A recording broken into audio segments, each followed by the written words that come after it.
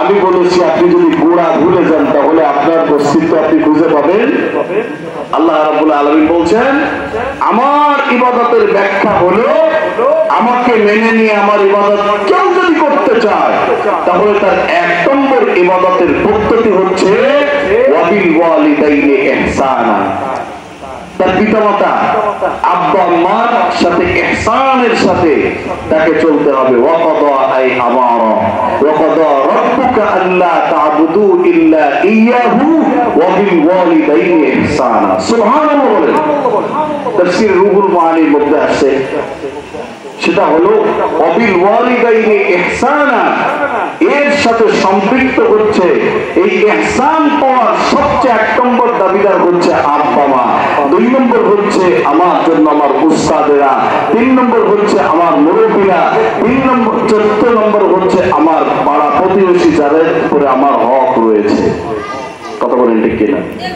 আপনি যদি এই পথগুলো এই ঘাটগুলো কানা করে ফেলেন, আপনি যত বড় মুহাদ্দিস হন না কেন, যত বড় আলেম হন না কেন, আপনার উস্তাদের বদদুয়া, আপনার আব্বা আম্মার বদদুয়া, এটা যদি আপনার থাকে কপাল আপনার করবে, কপাল আপনার করবে।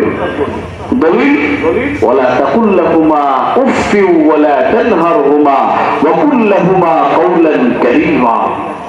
এরা যখন বয়স্ক হয়ে যাবেন, সেটা আমার উস্তাদ হোক, সেটা আমার আব্বা আম্মা হোক, এরা বয়স্ক হয়ে গেছেন, আমি এমন কোন আচার আচরণ তাদের সাথে করেছি ওনারা বলেন উফ কি ছাত্র আমি তৈরি করেছিলাম, এরকম পাক্কা বেয়াদব হবে আমি কোনদিন কল্পনা করতে পারিনি। কি সন্তান জন্ম দিয়েছিলাম, এই সন্তান আমার কপাল পড়ে দেবে এটা আমি কখনো কল্পনা করতে পারিনি। ওয়ালা তাকুল লাহুমা উফ ওয়ালা তানহারহুমা ওয়া কুল লাহুমা কাওলান কারীমা।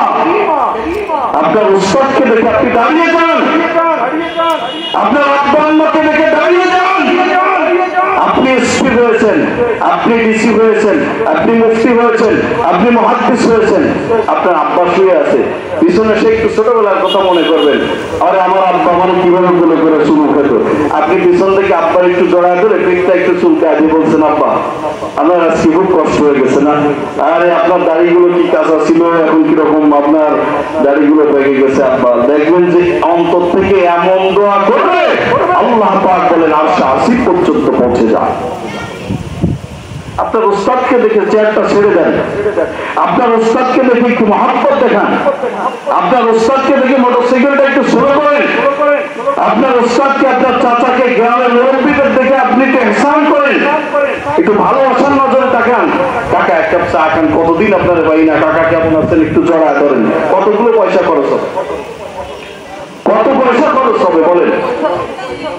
আপনার R1 5 আছে, আপনার স্যার সেই আগের সে সাইকেলটা চালায়, আপনি কত মূল্যায়ন করলেন না, আপনি ভোগ করে চলে গেছেন।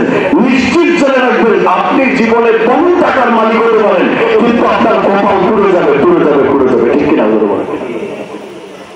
কাজগুলো করবো না, পথ ঘাট কানা করবো, কিন্তু কি করবো না, জোরে বলেন না ভাই। এই জন্য আমাদের স্যাররা, আমাদের হুজুররা বলতেন লেখাপড়া করে যে গাড়ি ঘোড়ায় চড়েছে, অথচ সেই স্যাররা এখনো সাইকেল চালায়। এর অর্থটা ওই রকম না, তার মানে হচ্ছে আমি যা তৈরি করব আমি কি চালাবো, ওরা আমার চেয়ে বড় বড় গাড়িতে চলবে, বিমানে চলবে, এটা দেখে আমার শান্তি হবে। আমার আব্বা তো যে সাইকেল চালাতেন আমার জন্মের পর দেখছি ওই সাইকেলই চালাচ্ছেন, তার মানে হচ্ছে আমি যত বড় হব নাম কার, আমার আব্বুর নাম না, কথা বলে না কেন? আমি কোথা থেকে আসছি? হিনুম মিনাত দাহরি লাম ইয়াকুন শাইআন মাযকুরা। ও মানুষ, গোড়ায় হাত দাও। তো গোড়া হচ্ছে আল্লাহ, গোড়া হচ্ছে রাসূল, গোড়া হচ্ছে কোরআন, গোড়া হচ্ছে পিতামাতা, গোড়া হচ্ছে সম্মান, গোড়া হচ্ছে উস্তাদে কেরাম।